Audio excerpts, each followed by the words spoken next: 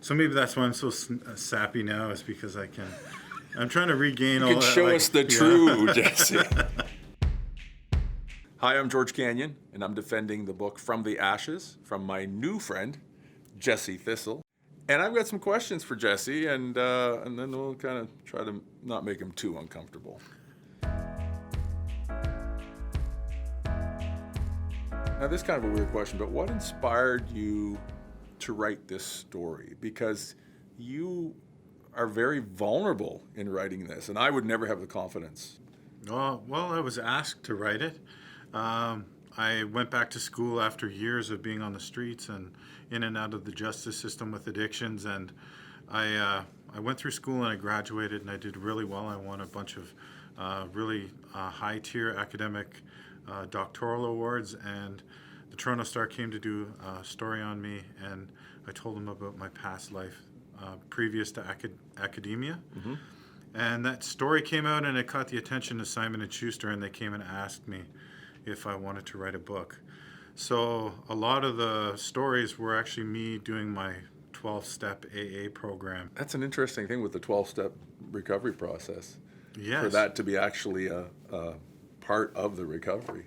Oh, for sure. The book was like recovery, and those little fragments that the book's written in appear that way because that's how I wrote my 4th step, which is my moral inventory, where I had to go through different things in my life that I did to other people, that other people did to me, that made me resentful or was locking me into my addiction. So I really had to understand my past, and that's how I did it. Did you have any struggles writing about yourself, though? Like saying, oh my gosh, oh yeah, you know, what are the family going to think when I write this, or what's, you know? Yeah, a lot of things where I talk about some of the crimes that I committed, like I was stealing bottles or, you know, not being the nicest to my brothers and my grandparents. And yeah, it was kind of like I have to put it all out there for people to understand who I was and who I became. I had to talk about everything, and that was part of the process where I was kind of afraid, but I also had to face it with courage, you know? It's an incredible story, as I've said a gazillion times, and I keep saying to you, you're going to be tired of me saying that. But I think it's also a very inspiring story for a lot of youth, no matter where they're at in Canada and in the world, that could really look to that. You know, when I was young, I didn't think I could do well in school. Did you ever think that you would end up being a professor? No way.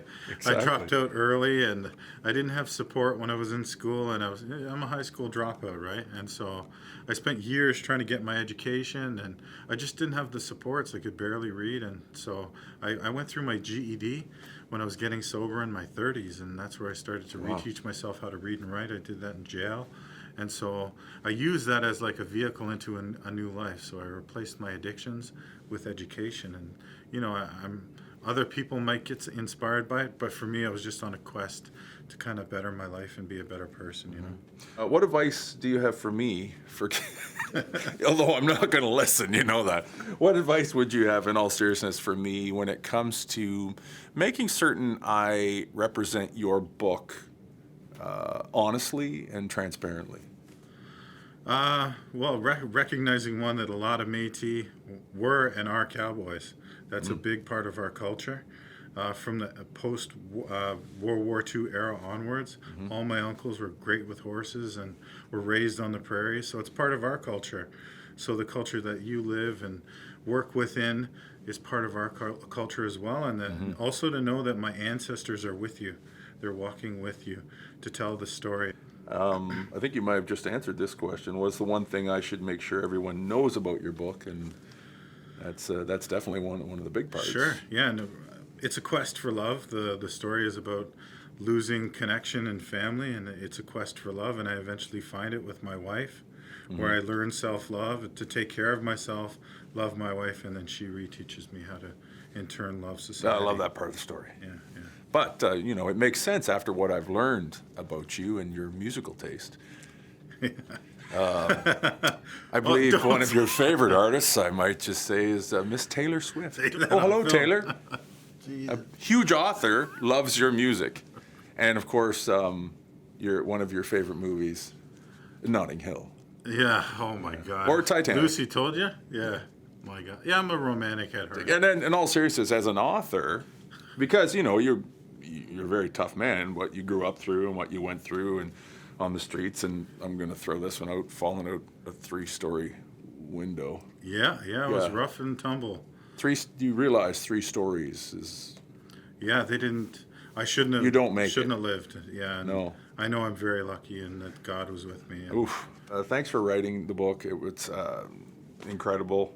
Once again, I'm saying I'm gonna learn some new adjectives for the show. Yeah. Like spectacular. Yeah. It's a big word. I'm still working on words like gymnasium, but I'll get these down.